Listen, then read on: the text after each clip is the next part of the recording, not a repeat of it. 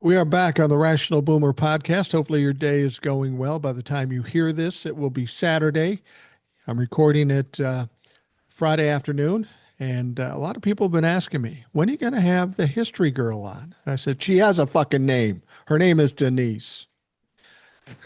And I said, well, I'll reach out to her and see when she wants to come on. And thankfully, she was ready, willing, and able to come on. So, Denise, thank you for coming back on the program. You're welcome. I love coming on. So Good. I don't mind being here at all. Well, we're hoping that you'll, now that we're past the summer holidays, we'll get you on more frequently. But with Denise is coming to us from Illinois, and so we're in the same time zone. That works out. But she has an interesting take on all the shit we talk about all the time on this show and on TikToks and stuff. And she looks at it from a historical vantage point. Um, and I think that's more important than a lot of us realize. A lot of the stuff we're going through, we've already gone through once. And if that's the case, maybe we should learn some lessons and practice what we did wrong or right back in those days. What is it about history when you see what's going on today? What's your immediate thought process go to historically? Well, I don't know. Today, what's going on right now, if you're referring to the whole Epstein thing, Hmm. it's, I mean, it's not new, but yet it is new. Like, I feel like this is kind of hard to relate back, but I go back to Nixon. Hmm. I go back to Nixon because it's not the crime that he did that got him, it was the cover up. And that's what's going to get Trump.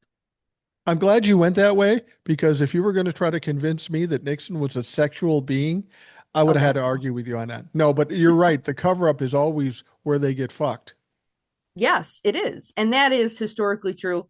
It's always the cover up. And right now, that's what he is doing currently is he is trying to cover up his involvement. Blatantly, even more so than Nixon did. He's doing it very sloppily. Well, Nixon had brains. He Nixon was a didn't have, weirdo, but he was an adult. Let's just put it that way. He was an adult compared to a fucking child. right, he was. And I mean, he still had narcissistic tendencies. Um, I mean, I know I promised your viewers the last time I was on that the next time I came on, I was going to go over Nixon and relate it to today. Except I decided to scratch that because I got something better Okay. to Yeah, absolutely. Absolutely. Let's hear it. I know with regards to this, you know more about this than me. I'll just listen and please tell us. so I'm going to go back to the 1920s, the roaring 20s. Okay. And this is a time period when um, everything kind of changed in the 20s. So prohibition starts. And basically, when prohibition started, all of the bars had to close because there was All like right. no liquor anymore.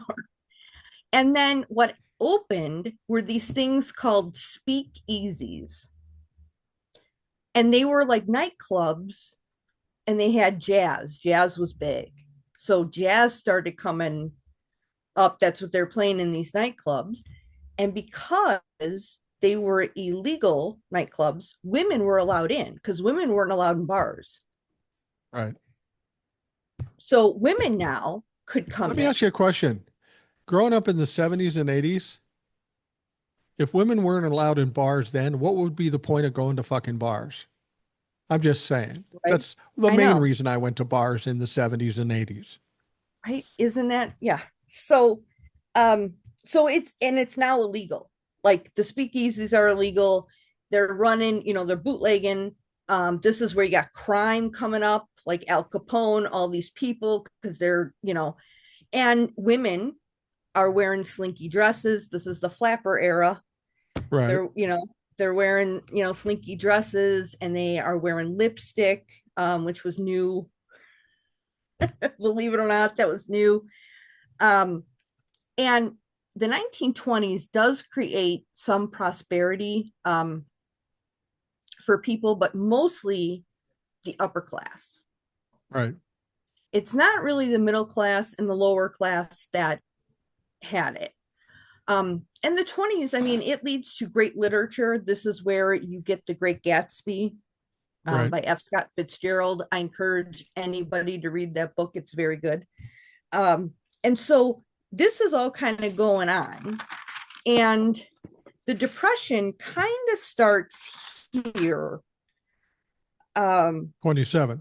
Yeah. So now in the 1920s, the other thing that comes up is immigration.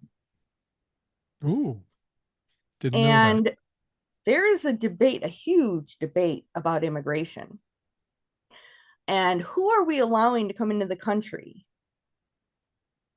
Because they didn't consider all Europeans to be of proper caliber to be coming into the country. Right. So they and it's all about eugenics. It's all about eugenics and creating again this like white race. Which is interesting because this is pre-Hitler, Yes, and this is this was being discussed in America in the 20s. Absolutely. right. And so people need to understand that just because the Holocaust happened in Germany does not mean that there were not people in the United States who supported that crap, who were on board with it, all that. Like, we really need to get out of this that, like, oh, the United States was so far removed from that. Yeah, we were not. Well, if you look at it, people who were kind of siding with the Nazi Party included Charles Lindbergh, uh, George H.W. Bush's father or grandfather, Donald Trump's grandfather. These were all people that supported that. That was kind of a movement in this country before it became what it became. Right. So they start to push this that they got to, it's got to be, right caliber people. So the people from Northern and Western Europe were considered the better people. So they would get in first. So they start now to severely cramp down on immigration. And they're telling people that we have to start deporting people because before this, there really was no deportations. But we have some deporting people. And let me see if this jogs anything for anybody today. There's a category of immigrants living here illegally. It's the same damn argument.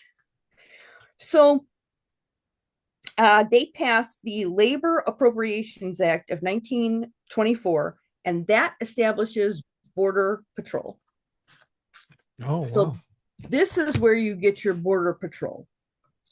So And now it wasn't Mexico they were worried about. It was Europeans. they were worried about Mexico, but we didn't have a lot of people coming in from Mexico in those days. Okay. There were some, but there wasn't a whole lot. It was more coming from Europe and like on Ellis Island there.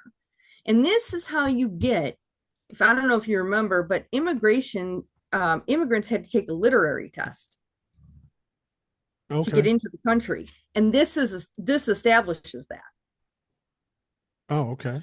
So you got to have you're going to have a literary test to come in. Yeah, that was a big thing. Um, so we start to cramp down on immigration. But again, that also starts declining in the economy Mm. because you're losing some of your workforce. And again, they were like, well, the Americans will take those jobs. No, they won't. Please, for the love of God, hear me now. The white guy isn't going to pick your raspberries. No, definitely not. I mean, please get that right out of your head today because it didn't work in 1928 and it's not going to work today. But this time period, so results today. Anyway, so the Depression started in the agriculture section. This is how it starts. It's all with agriculture. Wow. If you ever want to know when your economy is going to collapse, look at agriculture. Always look there first. They start to Did feel not it know before that. anybody else. Yeah, agriculture is a huge thing. So during World War I, the government had farmers up their production of food because we were sending food or grain or corn and all that overseas. because the war was fought in Europe. They couldn't Right. really grow anything. So the farmers were like, okay, so they upped production. They also invested in new farming equipment, which, as we all know, how did they do that? They take out a loan. So I'm pretty sure you can see where this is going. So after the war, they had to curtail their growth. Like they were, how many Well, they crops they cut were growing. production They had because to the cut demand. production because the demand decreases. So because the demand decreases, but we have all this food, what happens to prices? Well, prices decrease. Okay. Now, I'm going to tell you, oh my God, this is just, I couldn't believe when I read this. This is why most farmers are Trump supporters. When I tell you this, and you'll know it. Um, so the farmers decided the best way to curtail all this was not to cut production, but to increase it. Wow. But then do what with it? I don't know. They They didn't didn't know. have a They just said, plan. No, they just thought that the more they produced, the more they would sell. and they didn't. No, God, no. They so they're sitting now. So now this is what's going to happen with the Medicaid cuts, but it happened back then in the banks. So farmers now have loans that they took out that they can't pay back because they aren't making any money. So the bank is taking away their shit.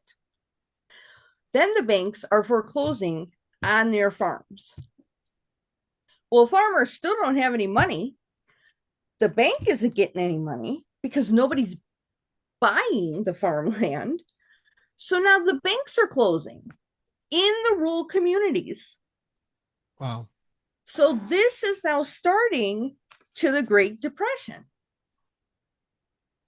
Which sounds very similar to what's going on today. Yeah, it's very similar. Then I don't even know. In 1929, the Fed decided it was going to raise interest rates. Hmm. Dude, that was the wrong call because now shit is way more expensive. People can't buy They anything. They still can't can't borrow. buy it. Yeah. Right. So that didn't help. And then you get to the crash of 29. So the stock market in the roaring 20s has it's surging. Okay. And what happens is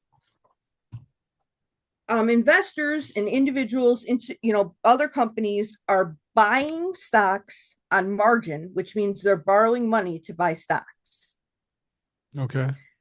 So now this creates what they call an asset bubble. An asset bubble is where stock prices were inflated far beyond their actual value.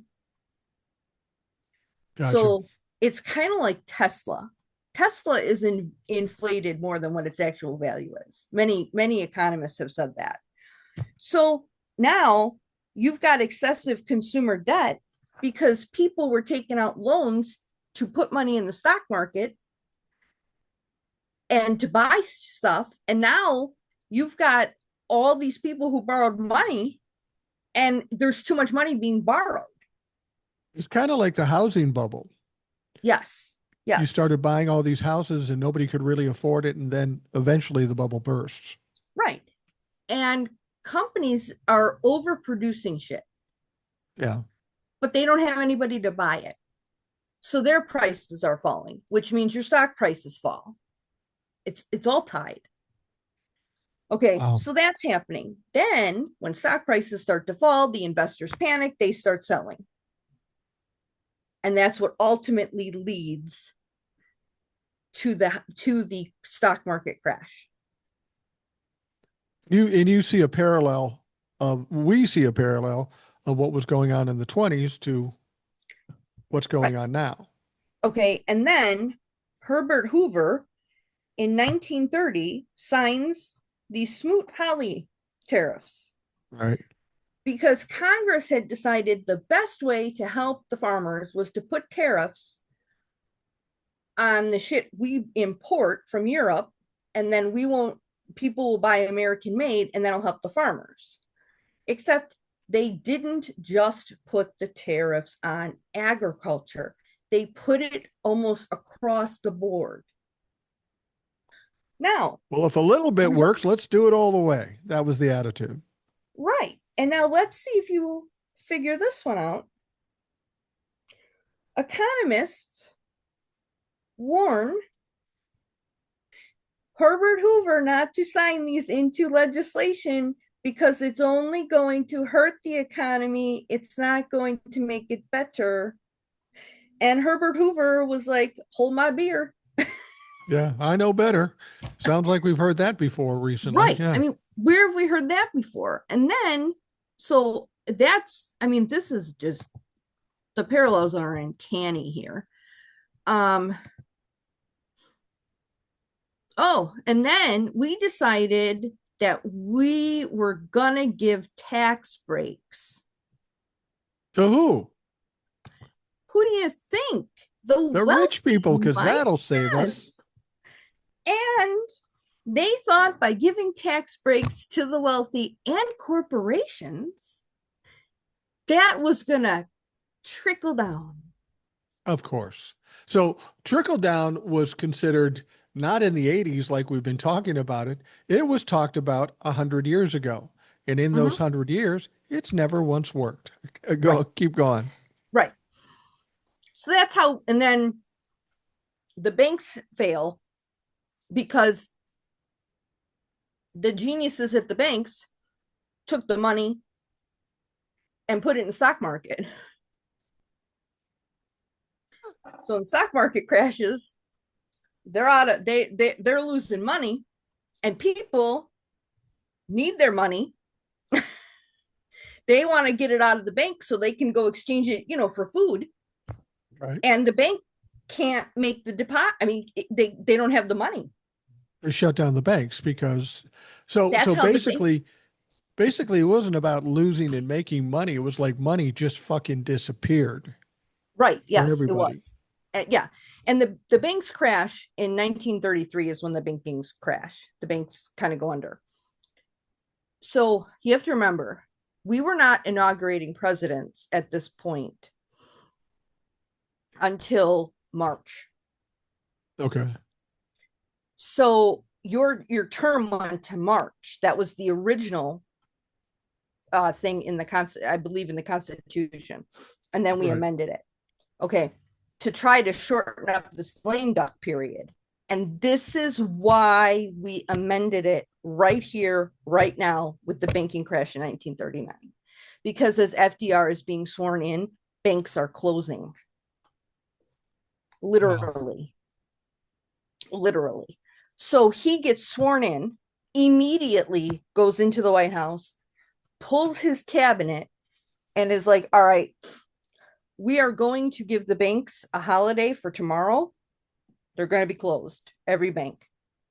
And then they're going to reopen the next day and they're going to have money.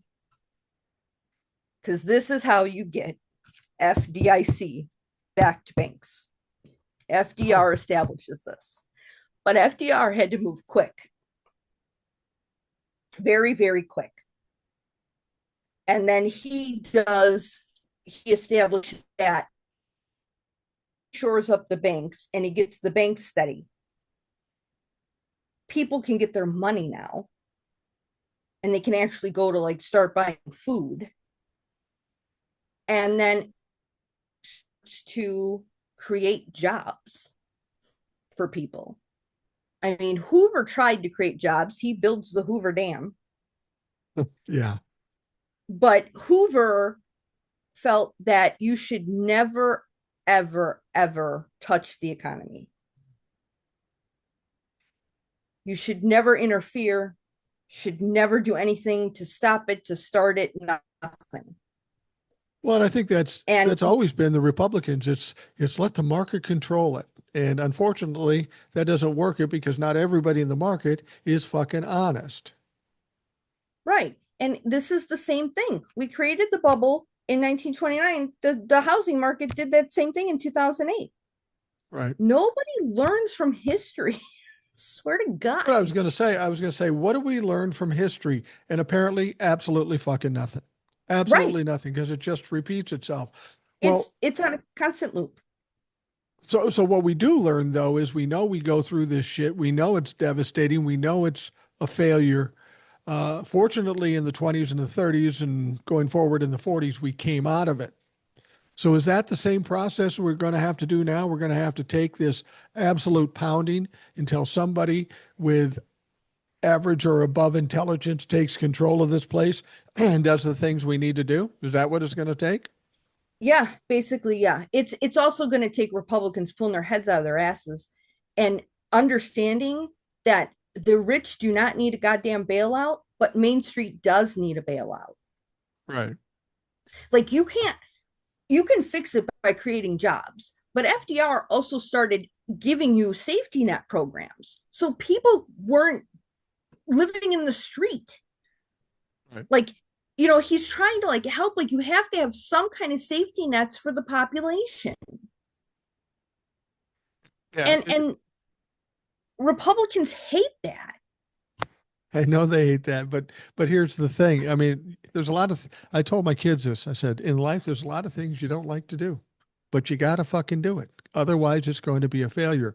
Now, the thing about it is when you're talking about Republicans and giving money to the rich, whether it be the 20s or whether it be the 2020s, um, it isn't about what's right.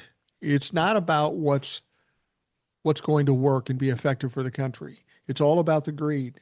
I'm going to give these guys money, then they're going to give me money. I'm going to cover myself, don't give a fuck about anybody else. And that's the problem we have here. We no doubt had that same problem in the 20s, and that's what's going on now. And this is what frustrates me more than anything. People blame the Republicans, as well they should. They are the biggest dumpster fire, but we've got Democrats doing the same thing. We have a broken government who's just about making money for themselves and not governing and working for the people. And that's the lesson apparently that has to be fucking learned here again. Again, we have to learn it because apparently we just have not learned that. Apparently, people have never spoken to their grandparents. Yeah, My grandparents could tell me stories about this. They were lived it. I had grandparents that lived during the Depression, and I've heard some interesting stories. One of the stories that sticks out in my mind because it's so ridiculous. Um, my grandfather, um, it was back around Prohibition and the Depression and all that stuff. And they said they had a lot of homeless people on the streets, and some of these homeless people were alcoholics. So he saw one guy one time. Now you have to understand, in cars back then, they didn't have antifreeze. They put alcohol in the radiator so it wouldn't freeze. And these fucking guys would go out to cars, unscrew the radiator cap or whatever, Oh my and drink the fucking alcohol out of radiators. I mean, it was that bad. yikes! Yeah, I mean, both my grandmothers did not believe in putting all your money in a bank at all. Yeah. They didn't believe in banks. So when my mom's mom had passed away, and I for a period of time, I used to stay with her during the week because she took me to school while my parents were working. And so I knew of all her little hiding places. So I told my mother, I said, when you go through grandma's purses, I said, you have to check if there are any zippered pockets in the lining. I said, because she keeps money in there. She also, if you have a purse, some of her purses, like the lining had ripped. I'm like, you'll find money in there too. Wow. My mother did, and my mother was like, "How did you know that?" And I was like, "Because when Grandma would take me, a lot of times, like we'd go get an ice cream cone. She's like, "Oh, I got to dig out my money," and that's where she'd go. Wow. And I was like, "You don't put your money in a bank?"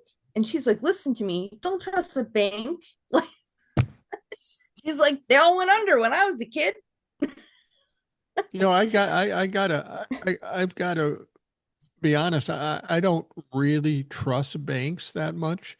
It's not just because I'm worried about them going under, because you have the FDIC at least for now, but there are so many ways government or other people can attach your money when it's in a bank account. You know, if you for whatever reason, or all the ridiculous charges and things like that. You think you got $100 in the bank and you come in and it's $40 because the bank is charging. I'm not a big fan of banks either. Honestly, I deal with an online bank, have for the last 7 years.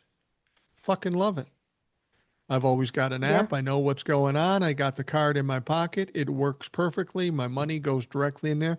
I've never had a problem with it. Now, of course, I probably will. But do you see that kind of happening here? If history repeats itself and we do go through some of these things, are are is the population going to go with those same attitudes? Are we going to have another generation of people who suffered something similar to a depression?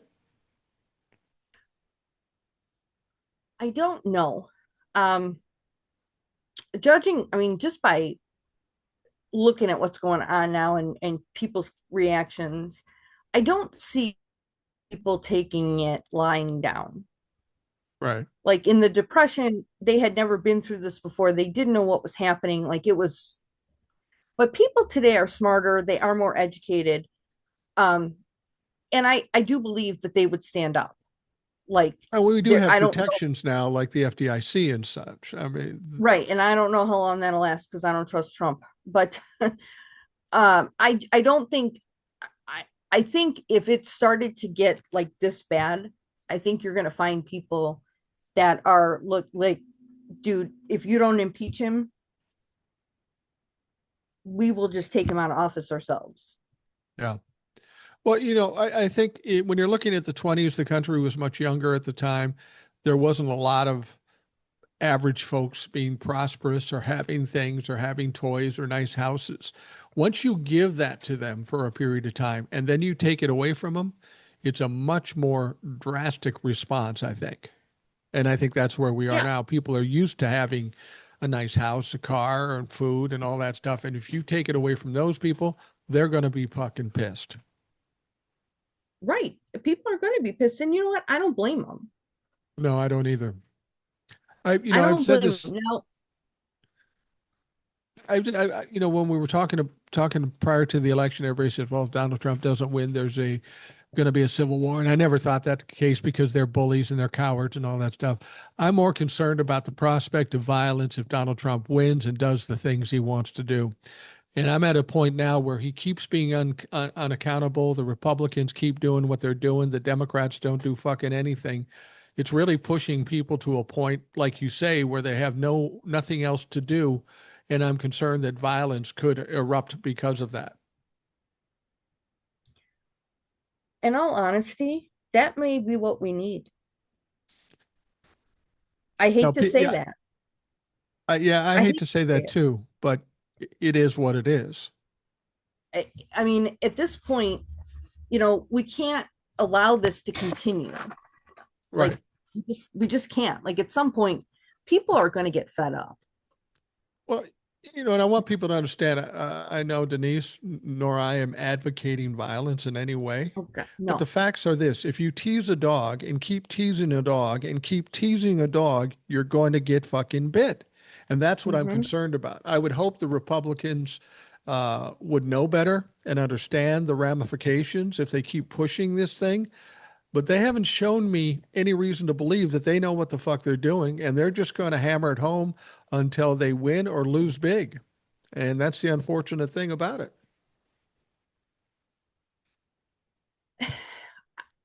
I do see some Republicans at this point.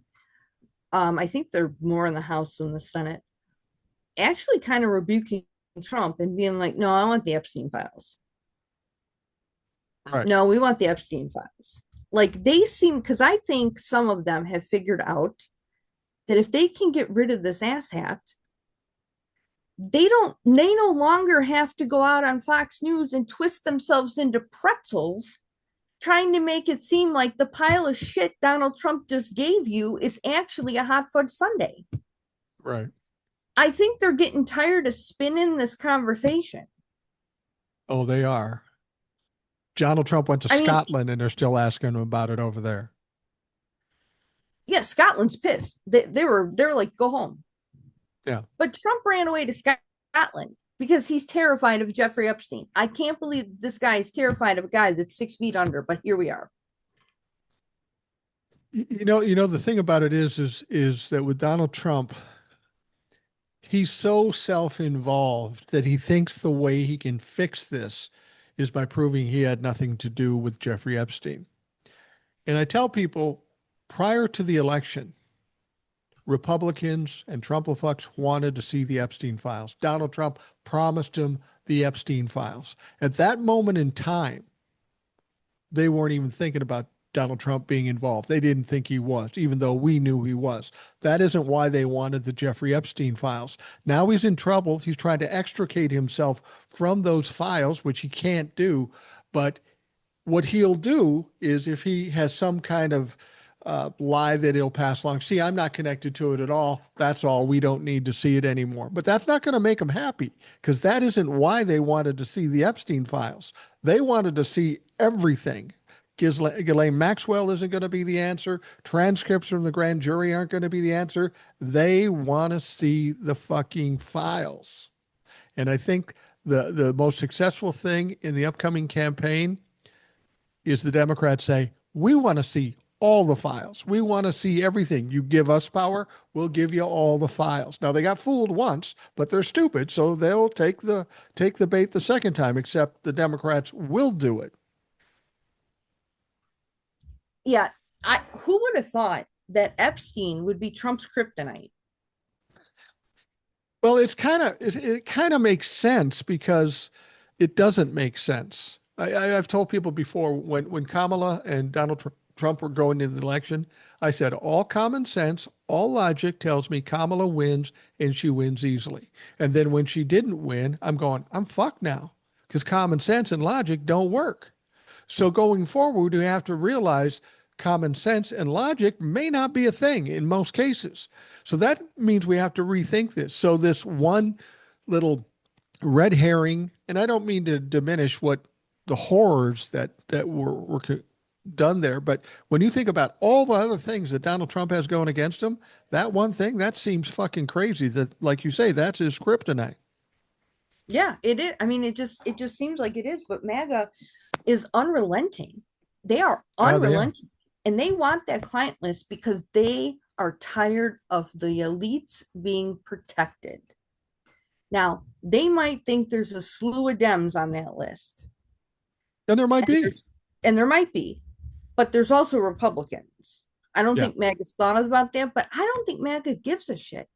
I think MAGA in this instance is correct. Like, why are these guys not being prosecuted? That's an excellent point. We know that there's evidence. Here's what we've learned just recently.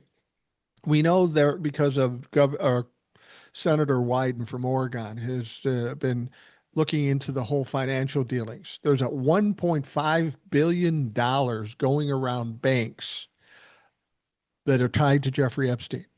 Now, you wouldn't have to expose any victim at all. Just show us the documents of the funding. See who's sending him money, so see who he's sending money, and just why. That would be one way the DOJ has it. It's been reported that the DOJ has 100,000 pages or documents or something on Pam Bondi's desk, technically. They could release them, but they refuse to release them. So these dumb motherfucking Trumplefucks are going, well, that's weird. There's something fishy going on here. They're finally catching on that these people told you we aren't the elites. We're going to help you take down the elites. And now these people are realizing, wait a minute, these motherfuckers are the elites. They're the The, enemy. the problem is, and MAGA's getting close. They're so close. They're so close to getting it. And some of them will. But a lot of them have said publicly, like to Trump, that this Obama thing is the most ridiculous bullshit they've ever heard. They're like, he has presidential immunity. Thanks to I don't, Donnie. right. Thanks to you. A lot of them are like, I don't care. Can we Right. please go back to Epstein? This has been a decade ago. MAGA's moved on. They don't really care. Some of them do. Some of them are like, oh, it's treason. He doesn't have immunity. One MAGA person literally posted the clip of Obama saying at his press conference, Russia did not hack votes. Donald Trump win was legitimate. Right. He says it in the White House briefing room. So the MAGA was like, "What the fuck are we doing here?" So they are like, it's a distraction. They know it. They know it, and they won't take the bait. They won't take the bait, and they are on there saying, "Why is Trump protecting these pedophiles? Why is he protecting the pedophiles?" You know, and they're thinking Because it can only Trump be one is of a two things. pedophile. It could be money or he's a pedophile. That's the only options why he would be protecting them. I also think, I think it was Dan you had on that he brought up a good point. I don't think Trump was only just a client. I think he was helping Epstein traffic these women. Well, yeah, and that makes sense. I've said this before. Jeffrey Epstein says they were best friends. He called Donald Trump a mentor. Jeffrey Epstein is generating what sounds like $1.5 billion, all kinds of money. Donald Trump is his close friend. You don't think Donald Trump is going to try to get a taste, try to get a connection, try to make some money off of it? He doesn't care how he makes money as long as nobody finds out about it. I guarantee you he was involved financially. And I guarantee you that the moment that they broke apart, at least I've heard this the case, it wasn't about Jeffrey being a creep. It was about Donnie fucking over Jeffrey Epstein financially. That was the break in the two. It had nothing to do with their sexual proclivities because they were one and the same. Okay, so that's an excellent point. I, on the other hand, I'm suspicious that they ever had a rift. Oh, And the only reason that I'm suspicious of this is because Donald Trump, when he was running for president, Jeffrey Epstein let him use his plane. oh, interesting. So why would you let the guy that you don't like anymore or had a falling out with use your plane? Good point. The other thing is Alex Acosta, Oh, yeah, you're prosecuted right about that. Jeffrey Epstein time, and then he somehow gets into Trump's cabinet.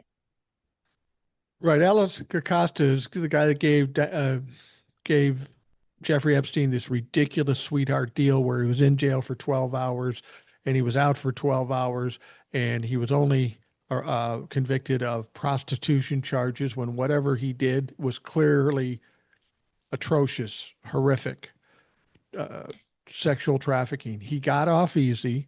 That's a good point. I hadn't thought about this. Alec Acosta cut a deal. So Jeffrey Epstein basically goes free.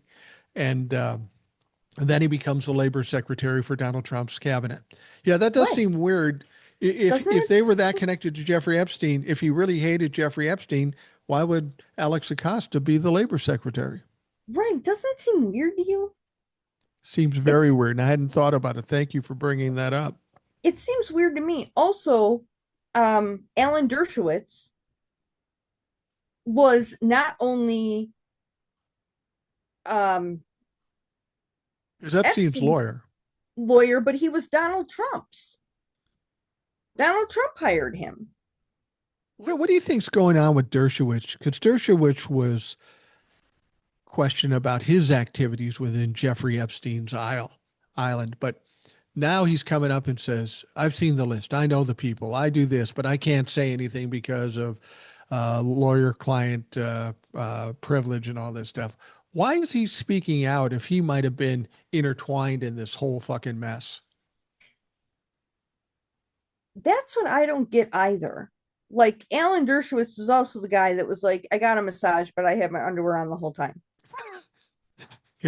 Oh, okay. It's okay. A 14-year-old giving you a massage, but I had my underwear on. Okay, you're good. Right? I I'm wondering if he's doing it to take away something from Trump, like try to take the spotlight away from him. So he can raise his profile again and make some money. That's conceivable. But the fucker's so old. Why don't you have enough money yet, dipshit?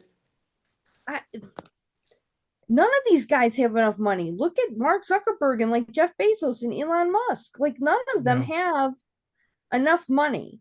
There's other people in this Epstein thing though too that are related to Trump. I'm trying to pull, I thought I saved a post about it because this whole thing is like a huge ass web of people. Um just a huge web of people. But yeah, I just don't understand what we're doing. Like, I don't get it. I don't get any of it. Well, with all that's going on, the thing that I find the most troubling is when we talk about Epstein and all the cover-ups and everything that's going on, uh, and we see things like this that we don't understand. There's things that would make sense that would happen with what we know. I'm just Right. guessing there's something more we don't know. Now, some people have suggested that Epstein might be an agent for a foreign country, maybe Israel or something like that. And that's one of the things they're trying to cover up. And then I have to wonder, it's not just Donald Trump that could be connected to this guy. There's a lot of wealthy, powerful, famous people. There's got to be pressure coming from all angles because people's lives would end financially and career wise when this list comes out, not just Donald Trump. So there's got to be immense pressure coming from all angles. Um, and I would bet, given what happened to Jeffrey Epstein, there might be some people fearful of their personal safety. I would think so too. I mean, I don't know. Like, Alan Dershowitz, though, I think is just like, I think he's trying to say that, like, he doesn't know anything, like, you can't, like, if I come out and tell you, then you're going to think I'm not hiding anything. Right, right. I think that's his, like, whole play here is, if I tell you, then I'm not hiding anything from you. So he looks innocent at that point. I'd love to tell you, but I can't. Oh, he must be Right. being honest because he could tell us, but he can't. He would if he could. You know, what do you think about this whole thing? Congress, there's obviously Republicans aren't all together when it comes to members of Congress, the Republicans, because they voted in the Oversight Committee to subpoena Ghislaine Maxwell. They even pushed something through to ultimately unseal the files or release the files from the Jeffrey Epstein situation. And then, of course, Mike Johnson shits his pants and says, let's take a 6 month break or a 5 month break. There's a lot of dissension going on amongst the Republicans and what they want to do because they're getting a lot of heat from their constituents. Well, right. And I would be amazed if any of them went home now on their summer break here. Um, They're going to Cancun with Ted. They ain't going home because they're going to get some shit for the economy and Epstein. right. That's what I mean. Like, I don't see them doing town halls because I think their constituents are gonna like freak out on them. I mean, don't you I think would like they're think gonna so. be like, what the hell? Do you think we're I going to don't see more people resign? Or we've seen a bunch already resign and say, I'm not coming back or I'm not going to run again. I think we're going to see a mass exodus from the Republican Party knowing what's ahead for them in 2026. yeah, I do too. I do too. I think there's gonna be more people that um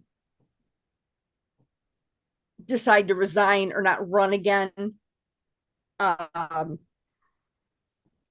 that they they don't want to run again, they don't want to be part of it, they're done. And I think a lot of them, I do think a lot of Republicans are kind of done. We're kind of done, but I think they're also getting fearful. They were very proud and bold, sticking with Donald Trump all the way. But I think they're starting to see the end is near, and this is going to go very badly. And they're trying to separate themselves so they don't get the stink of Donald Trump on them. But as I've said before, I think they're too late. Too much has been done. And even if you say, I don't like Donald Trump anymore, yeah, but what about all the other shit you did? I don't know that they'll ever live that down. I don't think so either. I mean, here, I don't know, you probably can't see my screen, but I have a diagram of all the people connected from Jeffrey Epstein to Trump. Oh, really? Mm-hmm. I have What kind of names are we talking about? it was a TikTok. So Alice Acosta and Alan Dershowitz, we know. And then David Schoen, Schoen, Shoen. Okay, David Schoen, I think, yeah. What is he? What was he? I don't know who he is, but I can find out here in a Hold minute. on. I know I'm gonna Google it. Go to Google. You're probably gonna get there before me. All right, David Schoen is an American attorney specializing in federal criminal defense and civil rights law. He's one of the attorneys who represented former Donald Trump during his second impeachment. So, yeah, there's definitely a tie. There's definitely a tie. Okay, Donald Trump's lawyer.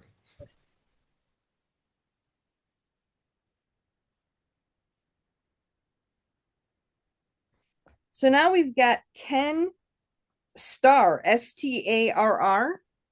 Yeah, Ken Starr was, what What was was he, a he? prosecutor during the Clinton thing? Um, he's he's been involved with this Trump thing too. Ken Starr, Okay, let me pull him up to make sure I'm being accurate. it's a double R. Yeah. Ken Starr was American lawyer and judge, independent counsel, authored the Starr Report, which was fairly well known back during Prince, which Okay. served as the basis of the impeachment of Bill Clinton. He headed an investigation of members of the Clinton administration known as the Whitewater controversy. So he's a big time Republican. He wrote the Starr Report and was part of the What reason did he why do for Clinton Trump? got impeached. Yeah. And he's connected What to did he Trump do? because um, I don't know that he's Yeah, done how's anything for Trump, but I think because he's a Republican, um, he's been on TV a lot. He's dead now. yeah, But I think he was just a supporter of Trump just by virtue of him being a Republican. okay. So yeah, see, these people are all connected. They're Well, and all I think maybe that's the problem. You know, once one domino falls, they fucking all fall.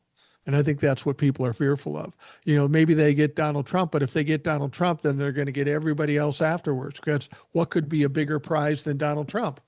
So then after that, it'd just be dominoes. and I'm not sure if all Epstein's clients were just Americans per se. I think there are some world leaders and big people worldwide that are on his list. Prince Andrew, we know was involved. Yep. Yep. Well, and that's the Um, thing that there is a lot of power behind what was going on there. So there's got to be a lot of pressures coming not only from this country, not only from politicians, but entertainment and leaders from around the world. This has got to be immense. Whoever's responsible for releasing this, God save their soul, because I've got a feeling it's going to get real ugly amongst the elite, if you will. yeah, I mean, I think that's why they don't want the list to come out. But my just absolute, I don't know, that I can't believe is Trump campaigned on releasing the Epstein files. You mean to tell me that that idiot didn't know he was in the Epstein files? You have to understand about narcissists. They will say anything and do anything to get you to do what you want, and then they will typically um, disappoint you. Donald Trump's probably done it all his life. Well, I'll do this, I'll do this, I'll do that, and then not do it. We've seen him do that. And Donald Trump doesn't think past the end of his nose. So he goes, I want to get elected. I need to get elected so I can stay out of jail. I will tell these people anything.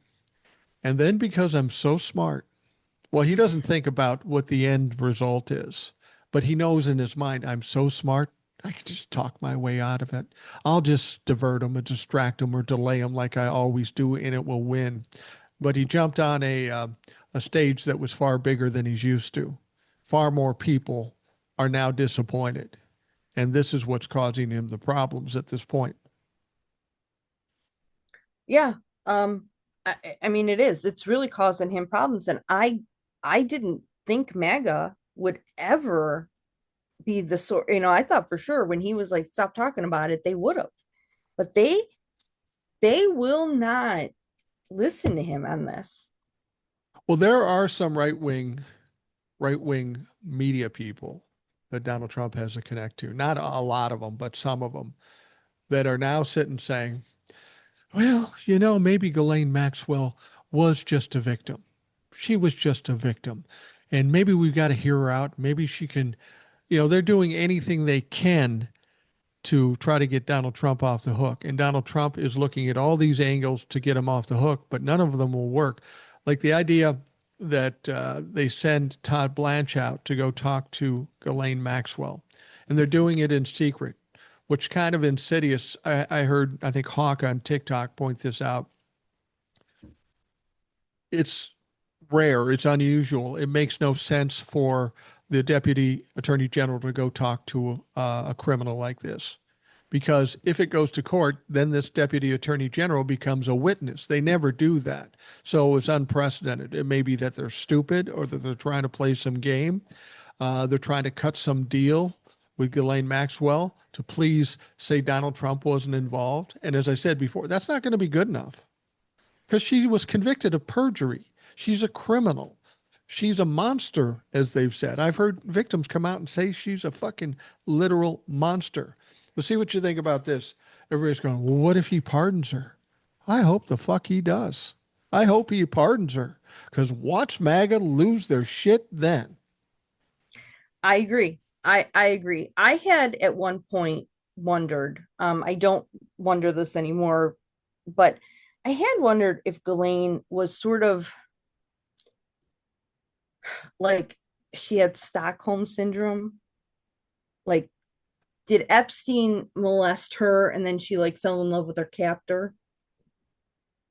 I think that's given her too much credit. I think I, she was from a rich family. She loved the high life. She loved the money. She loved the luxury.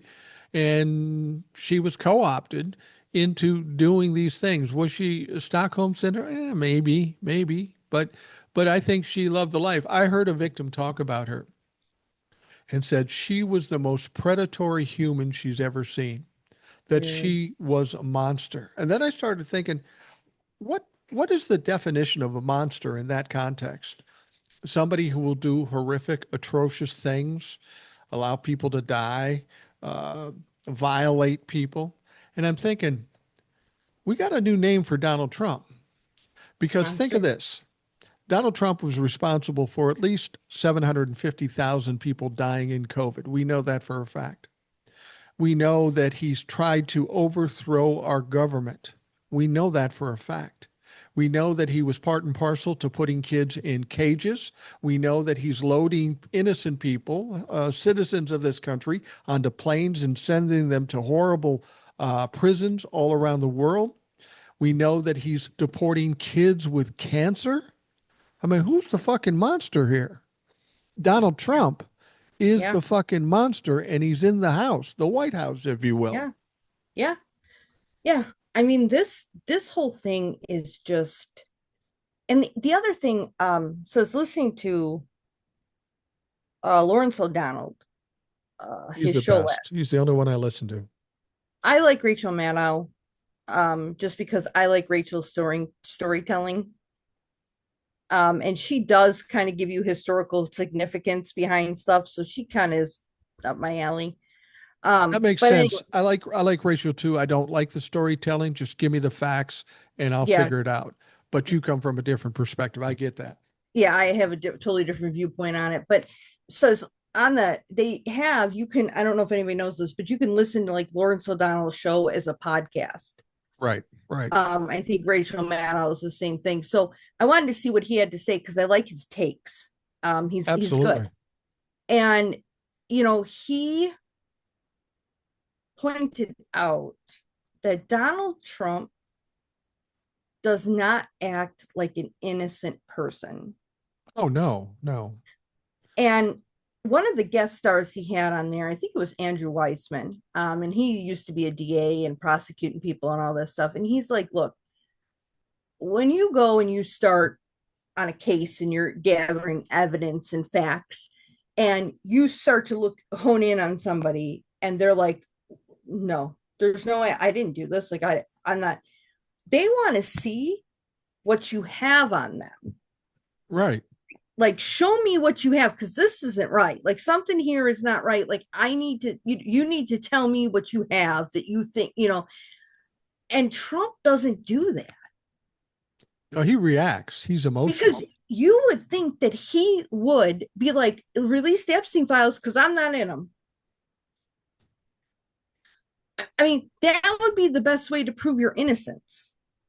But we now find out that the DOJ informed Donald Trump in May that he's in there multiple times. So now he is trying to find out because he got 1,000 FBI personnel to go through the thing and flag his name every time it's referenced. So I don't know that maybe that wasn't his idea. Maybe that was Pam Bondi's idea, but he knows now.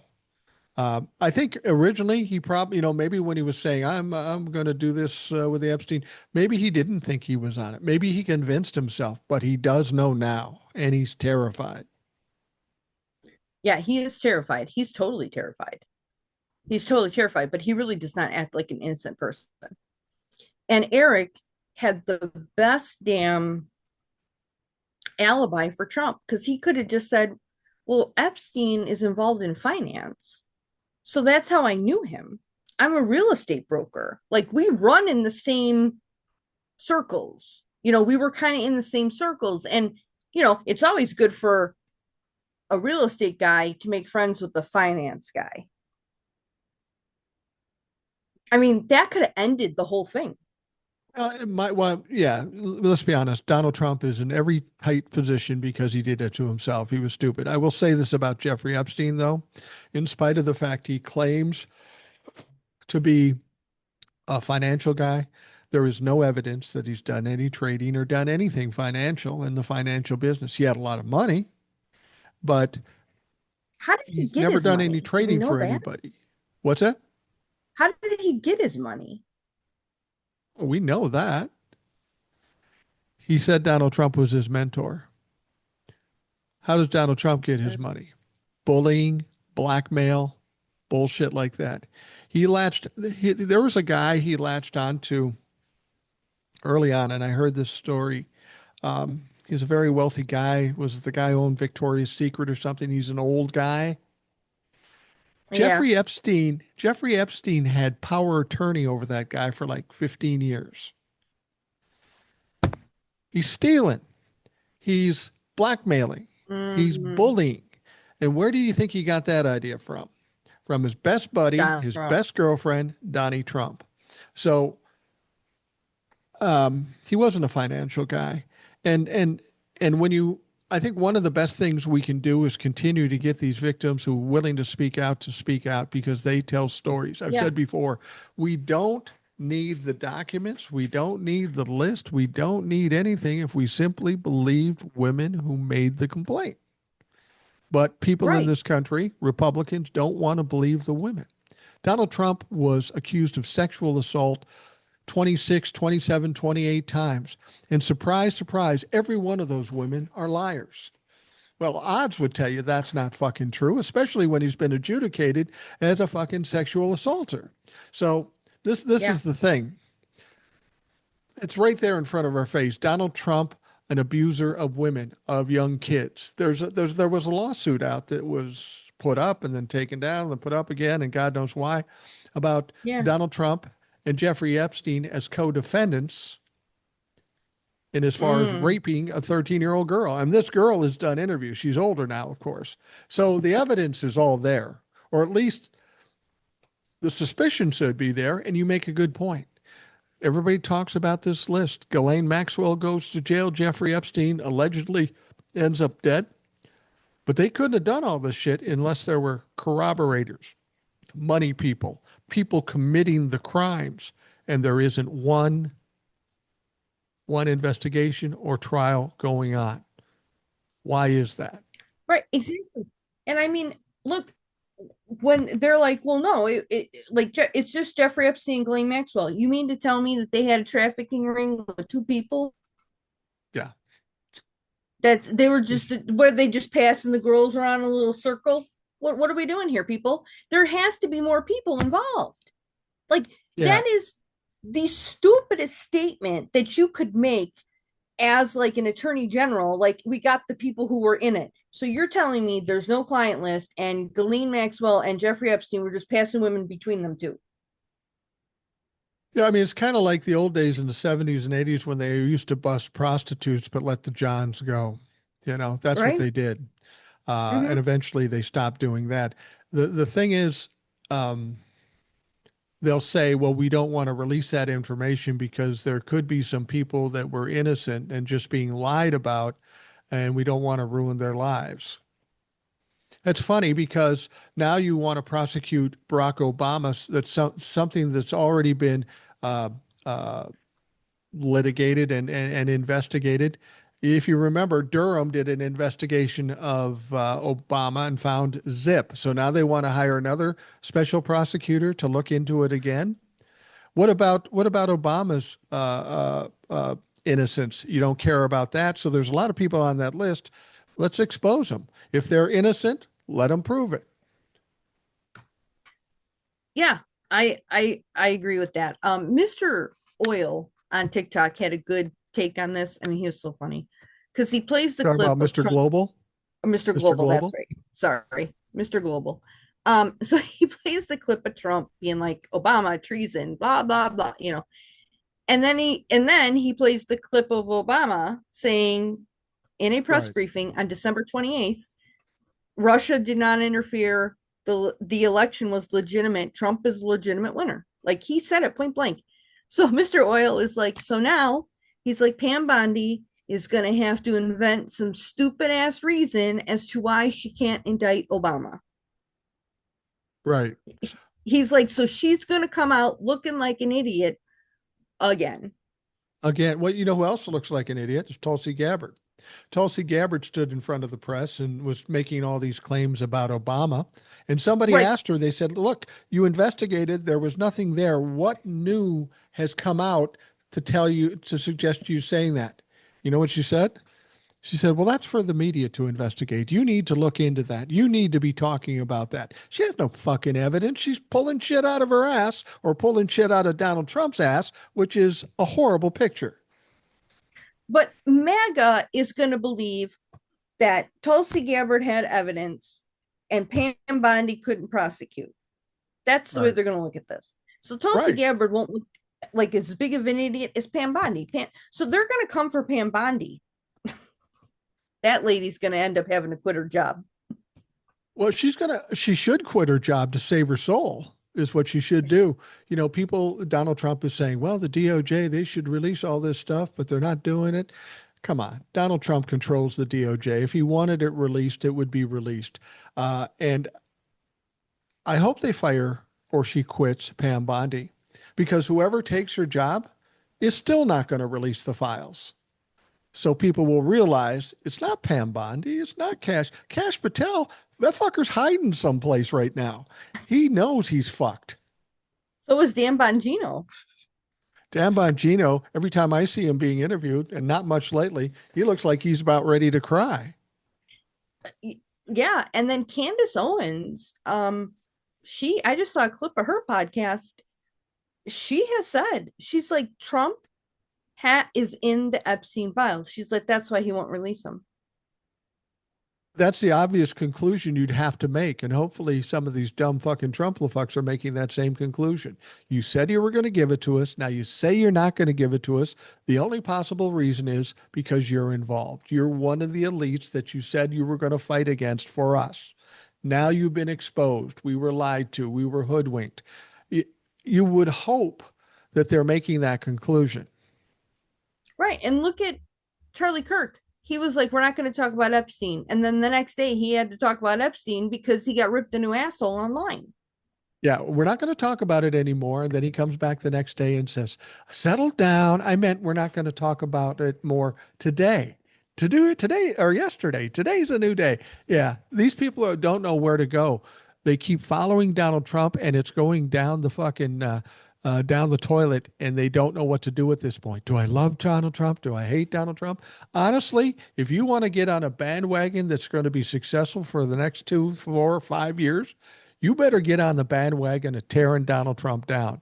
People love tearing people down once they built them up, and Donald Trump's not coming back from this.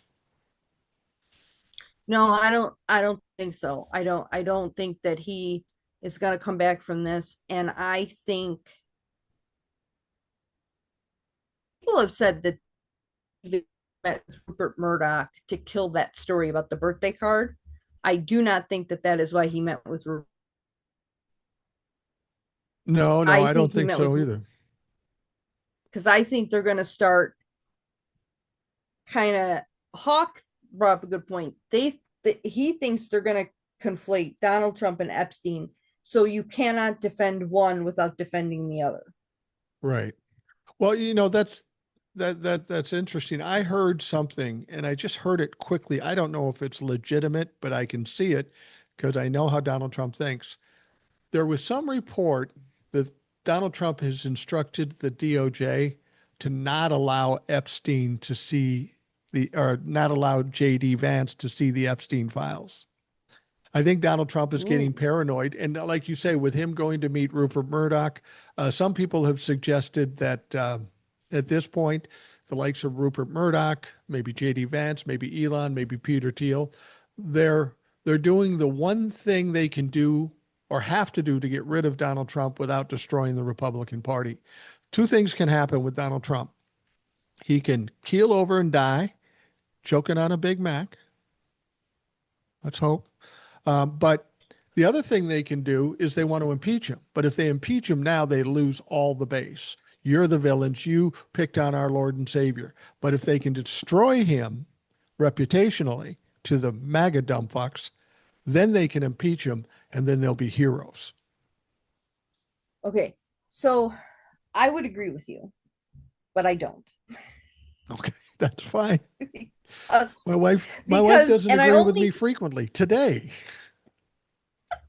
I only say that I don't agree with you because I've seen MAGAs. Literally, people pose the question. So one guy got a couple of these MAGAs got the question, what if Trump raped your daughter? Yeah, it's a real question. And all of them were like, I would forgive him because Jesus teaches you that forgiveness is the best. And Donald Trump is the guy that Jesus selected to do this job. Wow. That just shows So you that no matter what happens here, there is a fraction of this country or a percentage of this country that are just unredeemable, unsavable. so you might have a fraction of his base, maybe 5%, maybe 10 that are like, okay, I got to walk away. But even if they walk away from Trump, they will never, ever walk to JD Vance. No, no. See, that's the thing people always They say to me. hate that Well, guy. JD's worse, and I go, no, he's not worse because he can be controlled. He would be controlled. Donald Trump can't be controlled, and that's where he's running into the problems now. Well, and JD Vance is not going to put tariffs on everything because he's actually smart enough to know these things don't work. Well, and we've seen these votes in Congress, and it looks like it's going to go against Trump. Then he starts making calls, makes threats, whatever the fuck he's doing, and they all bend to him. There is They're nobody not going to in bend to Congress. JD Vance. They aren't going to bend to JD Vance. They just aren't. They're going to vote more what they think is right, as much as a Republican can, than they do with Donald Trump. And I'm a firm believer when you have a problem, fix the big problem first and then worry about the next problem. And I think that's what we've got to do. We got to get rid of Trump, then worry about JD and the Republicans. Well, and I got a theory, so let me walk it by you. the only ways to get rid of Donald Trump, well, there's three ways. If he chokes on a Big Mac, Yeah. he's And impeached, again, hopes. or they do the 25th Amendment. So you got three ways to get rid of this jerk. I I think we can don't agree he's not going to resign under any circumstances. He will not resign. That's not what a narcissist would do. right. He's not going to resign. But let's say they impeach him and get him out of office. Let's just pretend it goes there. Do you see Donald Trump going quietly into the night and just No. being like, I'm done, I'm good? You don't think that he's going to take every bit of fucking info he has on those goddamn Republicans and throw it to the internet? Oh yeah, I mean it's going to be it's going to be a shitstorm. And that's what narcissists do. They in the end, they do two things. They flail, they burn bridges, they scorch the earth, they take everybody down with them, and then they run. And to think anything's going to be different than that with Donald Trump is fucking crazy. And he's going to drop it all on Truth Social. And I guarantee you, he will drop it on Truth Social and he will be somewhere else. He will not be in the United States. He'll have taken off. I don't know if that'll do him any good, but I mean, But like Russia, everybody says, "Oh, he'll run to Russia." You really think Vladimir Putin likes Donald Trump? I don't think mm-mm. so. Donald Trump was a useful idiot, but Vladimir Putin knows he's an idiot. Yeah, yeah, Putin is well aware that Trump's an idiot. Um, but yeah, he's not going to go quietly. Like I think JD Vance and Peter Thiel and Musk seem to think that Trump is just going to be like, okay, this is my penance. Like Richard Nixon took his pardon and went away. Right. Trump is not going to do that. He is not going to just go quietly into the night. The only way he goes quietly in the night is if he's dead. Honestly, Yeah, that's the only way. That's the only way because he's going quietly in the night. if they take him down, he will take down every motherfucking one of them. You know, the thing about it is what he doesn't understand. If you look at Nixon, Nixon went away quietly, but he was an absolute pariah and a joke in this country for 20 years. He Mm-hmm. started to come back a little bit because people started to forget. Donald Trump will be a pariah when this is all said and done. And the idea that Eric or Don Jr. is going to run again for president, these motherfuckers will want to change their last name. It will be that bad. Yeah, it will be. And I think you're going to have a lot of members of Congress resigning. And Oh, don't I do think too. don't think that JD Vance is going to get away scot free. No, no, no. He's culpable too. You know, Will has brought this up, and other people said, "Well, I don't see it like that." Eric said, "No, I don't see that." But Will has said that there will be trials, and people need to remember there are people that went to jail from Nixon's administration. Maybe not Mm-hmm. for long periods of time, but they went to jail, and the prosecutions were rough. Uh, Will say, "Well, there's going to be tribunals after Donald Trump is out." And to me, that sounds a little like a Republican claim, you know, the tribunals. And I don't know that that's going to happen, but there are a lot of people that have committed crimes. Elon Musk, all his little toadies, people in Congress, people in the judicial system. A lot of people committed crimes. And when Donald Trump isn't there to throw smoke up, they're all vulnerable at that point. Well, I think you're not going to have military tribunals. I don't think we've done any of those in like 100 years. Um, you're going to have Nuremberg trials. Well, Like, yeah. Well, how does that look? When you say Nuremberg trials, I think some people think those are tribunals. no, What's that going to look like if we have that here? those were the Nuremberg trials were done in Germany Right, based on how you would try anybody. right. They didn't It's just a exactly trial. change. It's just a trial. It's just a trial, but they call them the Nuremberg trials because they were trying all those that were complicit in the Nazi regime. Okay. It was kind of an So international trial, though, wouldn't it be? Or is it just German people that were on trial? um there I might guess have it was. I think it was just German people. There was Okay. just German people. Because Germany did that. Like Germany conducted it. It was like the new government that came in because they knew they had to. And I Right. think also, now you also have to understand, I mean, people have talked about the International Criminal Court. The United States doesn't recognize the authority of the International Criminal Court. So Right. I don't think that they're going to have a hand in this.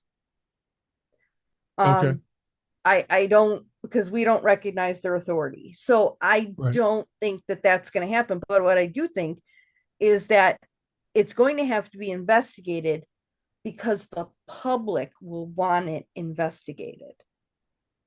That's a good point. When Richard Nixon resigned and Gerald Ford pardoned him, they said, "We're not going to do anything because we just want the country to heal." And I don't think that works this time because of all the country's been through. If you really want them to heal, you better show some fucking accountability. I think this is going to be a reckoning for America. I Um, do too. I think we're going to end up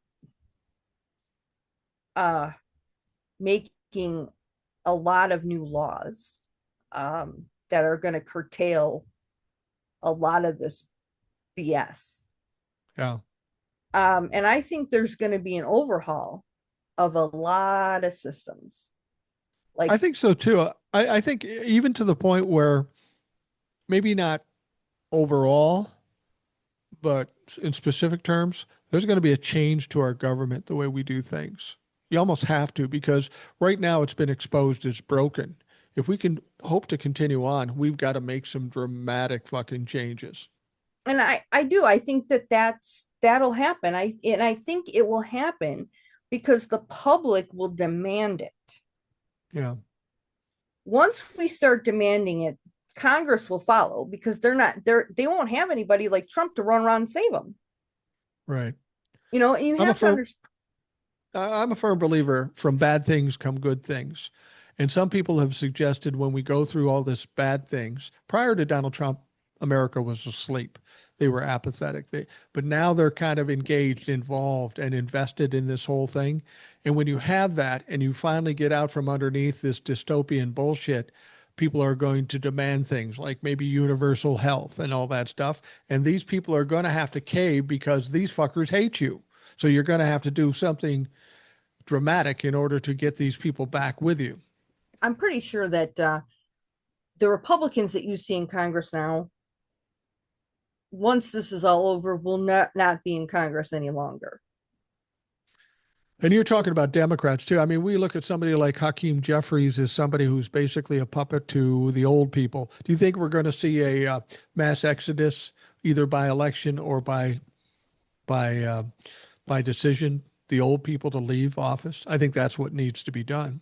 I think you're going to have. I do. I think the public is going to demand it. Like I think the Yeah. public is going to. If you're a Democrat, you're going to demand that somebody run against this asshat that's in office and isn't doing it for you.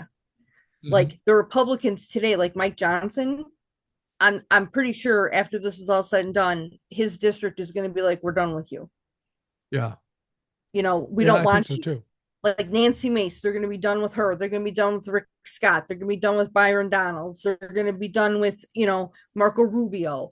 And I mean, these people, they're not, Ron Johnson's going to be gone and McConnell and, Rand Paul. And because I think the country is going to be like, no, we're done.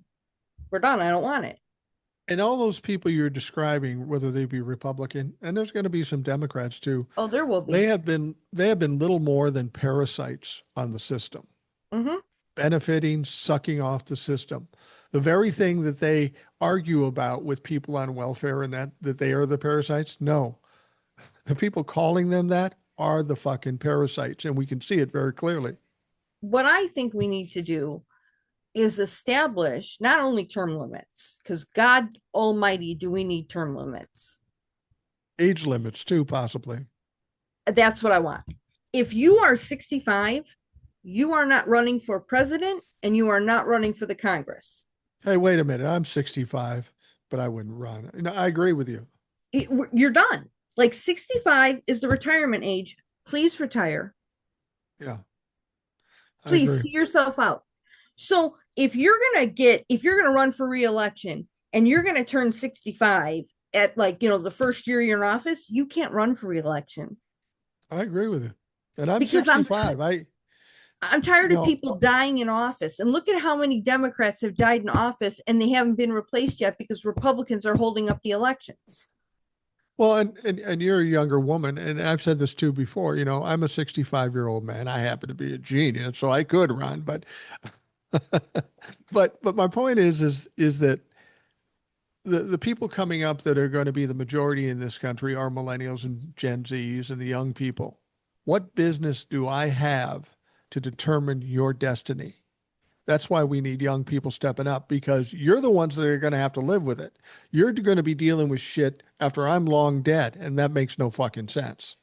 Right. And the other thing is people have to understand that if you make a law now, by the time it takes effect, by the time it actually gets going, you may never see how it comes out. But Right, I'm going to have exactly. to deal with this shitty law now because I still live here. Right. And if you have kids and grandkids, you should be able to recognize that. It's not that, it's great to have power and make money and all that stuff and do whatever and then not worry about it, but I have to worry about it because I got kids your age and grandkids that are going to have to deal with this shit. And as much as I'd love to be rich and powerful, I don't want them to suffer for me Right. being rich and powerful. So I think that's what we're going to have to establish. Now, here are the other things that I have for Congress, and then I'm going to give you a list because of how I want to see corporations handle their bullshit. But Congress, I think if you are in the Senate, you will be paid the median income of your state. That's not a Let's bad idea. let's see how fast the minimum wage goes up, people. Yeah. And if you are in the House of Representatives, you will make the median income of your district, which means Mike Johnson will be making $5.50. I like that idea. I think that, yeah, I think, and they should have the same health care that Well, we I, have. I think their healthcare should be the same that we have, and I think it should be the government pays a portion of it, but you still have to pay your premiums. Like I get taken out of my check every week. Right, exactly. They have to do that too because I'm tired of this bullshit. And Well, they're they also get a housing allowance to live in right. DC for the week. No, no more. You get $500 a week. And if you can't live on that, you need to pull yourself up by your bootstraps. So you're telling me they make $175,000 a year plus a housing Yes. Plus, allotment? we pay for their air travel back and forth. Wow. Yeah, Plus, it's a lot ten different than what we're thousand dealing dollars with. for food. They get Yeah. their food gets paid for them too. Yeah, no. So It's a good gig if you can get it. I'm telling you, man, like you're gonna have to pull yourself up by your bootstraps. Like I don't want to hear this. Because we're not giving socialism to you. We're gonna get socialism to people here, like you and me. These Yeah, people are not getting it. Like this is ridiculous. Um, and I also think you don't need to keep flying back and forth from DC. We have computers, we have Zoom. You can all dial in. yeah. You can run the house remotely.